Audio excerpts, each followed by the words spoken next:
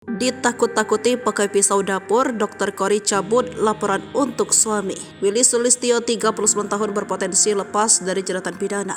Willy saat ini sudah ditetapkan sebagai tersangka kasus KDRT terhadap istrinya Dr. Kori, 37 tahun. Ia juga sudah ditempatkan di rumah tahanan. Namun beberapa hari setelah ditahan, Dr. Kori ternyata mengubah keputusannya. Hal ini terkuak dari penjelasan penyidik saat memintai keterangan. Kasat Reskrim Polres Bogor AKP Teguh Kumara mengatakan rencana mencabut laporan sudah disampaikan ke pihak secara lisan. Diungkapkan Teguh, Kori menempuh langkah tersebut karena masih menyayangi suaminya. Penyidik sendiri menilai baik Kori maupun Willy hingga saat ini masih sama-sama sayang. Teguh mengatakan sebelum laporan dicabut, kasus tersebut masih akan terus bergulir.